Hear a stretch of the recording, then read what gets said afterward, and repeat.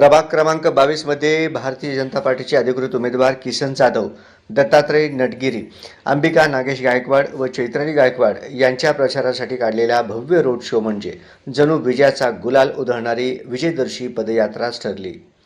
रामवाडी शासकीय गोदामापासून सोनीनगर, रेवणसिद्धेश्वर नगर, विजापूर नाकामार्गे रामवाडी मुख्य रस्त्यांपर्यंत निघालेल्या या पदयात्रेत हजारो महिलांनी हातात भाजपचे झेंडे घेऊन उत्स्फूर्त सहभाग नोंदवला आणि अवघा परिसर भगवामय झाला.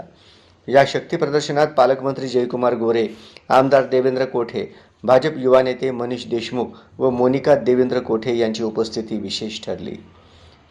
विकास म्हणजे भाजप आणि भाजप म्हणजे विकास. प्रभाग 22च्या सर्वांगीण विकासासाठी निधी कमी पडू देणार नाही, अशी ठाम ग्वाही पालकमंत्री गोरे यांनी देत किसन जाधव व नागेश गायकवाड यांच्या पाठीशी भाजप सरकार खंबीरपणे उभे असल्याचे स्पष्ट केले. आमदार देवेंद्र कोठे यांनीही जाधव पॅनलला मोठ्या मताधिक्याने विजयी करण्याचे आवाहन केले. किसन जाधव म्हणाले की मुख्यमंत्री देवेंद्र फडणवीस यांनी प्रभाग 22साठी भरघोस निधी मंजूर केला असून पालकमंत्री गोरे, आमदार विजयकुमार देशमुख, आमदार सुभाष देशमुख आणि आमदार देवेंद्र कोठे यांच्या नेतृत्वाखाली प्रभागाचा विकास आता थांबणार नाही. मोनिका कोठे यांनी या पदयात्रेला प्रत्यक्ष विजय यात्रा संबोधले.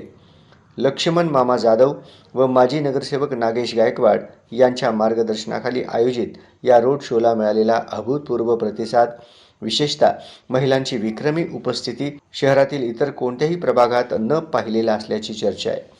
यावरून किसन जाधव व नागेश गायकवाड यांचे वर्चस्व स्पष्ट होत असून भाजपाचे चारही उमेदवार मोठ्या मताधिक्याने विजयी होतील, असा ठाम अंदाज राजकीय वर्तुळात व्यक्त केला जात आहे.